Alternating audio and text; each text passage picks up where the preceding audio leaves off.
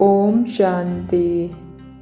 ज्ञान के सागर, पतित पावन सतगुरु, ब्रह्मांड के मालिक, विश्व के मालिक, अभोक्ता, असोचता, करण करावनहार शिव बाबा की 24 मई 2022 की मुरली से होमवर्क। आज बाबा ने हमें सतयुग की सीनरियाँ दिखाई। हम खुद को भी वहाँ देखेंगे। बाबा ने कहा वहाँ शांति भी थी। यूं तो शांति धाम निर्वाण धाम है, परंतु सतयुग में तुमको वर्षा मिला हुआ है, इसलिए वहाँ कोई अशांत नहीं होता।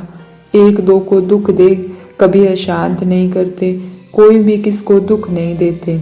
वहाँ कोई लड़ाई झगड़ा नहीं होता। यहाँ भी तुम्हारी वह अवस्था चाहिए। तो हमें यहाँ रहते हुए ही अपने सतयुगी संस्कार बनाने हैं। वहाँ कोई किसी को दुख नहीं देता, तो क्या मैं किसी को दुख देती हूँ तो इसका मतलब मैं अभी सतयुगी संस्कार नहीं बना पाई हूँ। अगर मैं अशांत होती हूँ या अशांत करती हूँ तो इसका मतलब अभी सतयुगी संस्कार नहीं बने हैं।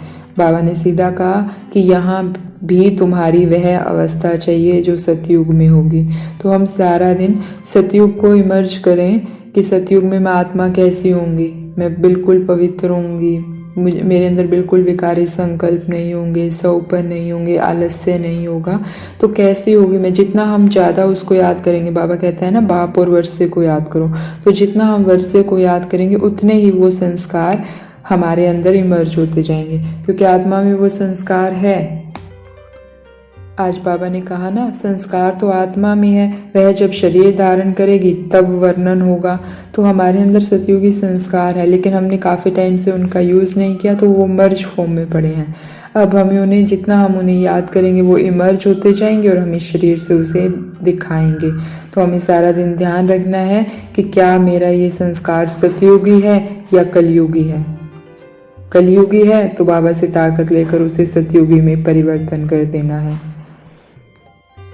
आज बाबा ने यह भी समझाया कि तुमने भक्ति मार्ग में बहुत धक्के खाए। किसी ने कहा परमात्मा ऊपर है, फिर कहते हैं तीर्थ यात्रा पर भगवान मिलेगा, कभी कहते दान पुण्य से भगवान मिलेगा। तो बाबा कहते तुमने कितने धक्के खाए हैं। अनेक मतें होने के कारण भक्ति को ब्रह्मा की रात कहते हैं, और धक्के खाते खाते दुर्गति को पाकर तुम पाप आत्मा बन पड़े हो। लेकिन बाबा ने आज गारंटी की कि अब मैं तुम्हें सतगुरु के रूप में मिला हूँ, तो तुम सबको वापस ले जाऊंगा। यह कोई देहधारी गारंटी नहीं कर सकता। तो हमने इतने धक्के खाए हैं आधा कल भक्ति के, तब जाकर हमें भगवान मिला है। ऐसे ही नहीं मिला है। वो हम ही होंगे जिन्होंने घर बार छोड़ा होगा भगवान की खोज के लिए। वो हम ही होंगे जिन्होंने काशी कलवट खाया होगा। हमने इतने व्रत किए हैं, सब कुछ किया, तब जाके इस अंतिम जन्म में भगवान मिला है। और वो गारंटी कर रहा है कि मैं तुम्हें साथ ले जाऊंगा।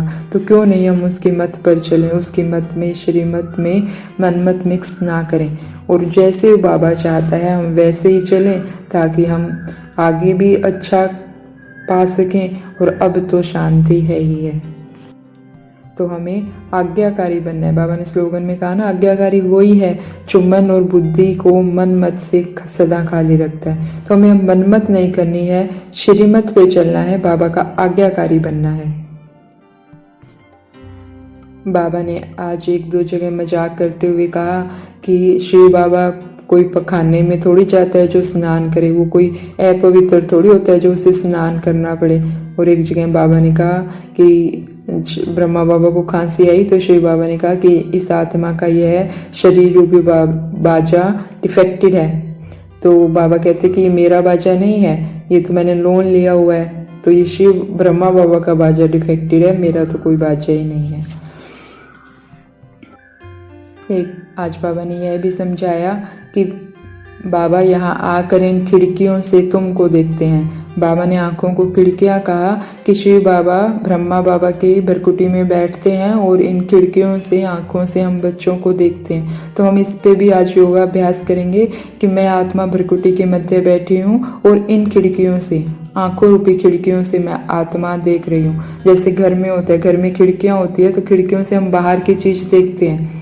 ऐसे मैं आत्मा भरकुटी के अंदर बैठी हूँ, ये पूरा शरीर मेरा घर है, और मैं आत्मा इन आँखों रूपी खिड़कियों से सारी दुनिया को देख रही हूँ। तो हम सारा दिन जिसको भी देखेंगे, मैं आत्मा वरकुटी के मध्य चमकता हुआ सितारा और इन खिड़कियों से देख रही हूँ। मैं अलग हूँ, मैं अलग हूँ। जब हम बार बार ऐसा अभ्यास करेंगे तो देह भान खत्म होता जाएगा। आज बाबा ने हमें यह भी समझाया कि निरंतर योगी बनने के लिए, सहज योगी बनने के लिए एक का पाठ पक्का करो, एक की तपस्या करो। बाबा ने कहा तपस्या का मतलब ही है एक का बनना। तपस्या का मतलब ही है मन बुद्धि को एक पर एकाग्र करना, एक कांत प्रिय बनना, एक रस स्थिति में रहना, और जो हमने बाबा से खजाने प्राप्त किए हैं उनको व्यर्थ से बचाना। तो आज हम ये ध्यान रखेंगे, क्या मैं तपस्या कर रही हूँ? वरकुटी की कुटिया में तो हम बैठे हैं, लेकिन क्या हम तपस्या कर रहे हैं? अगर हम एक का पाठ पक्का कर रहे हैं तो इसका मतलब हम निरंतर योगी बन सकते हैं। तो ऐसी निरंतर योगी बनने वाली आज्ञाकारी आत्माओं को ओम शांति। शुक्रिया मीठे बाबा, शुक्रिया।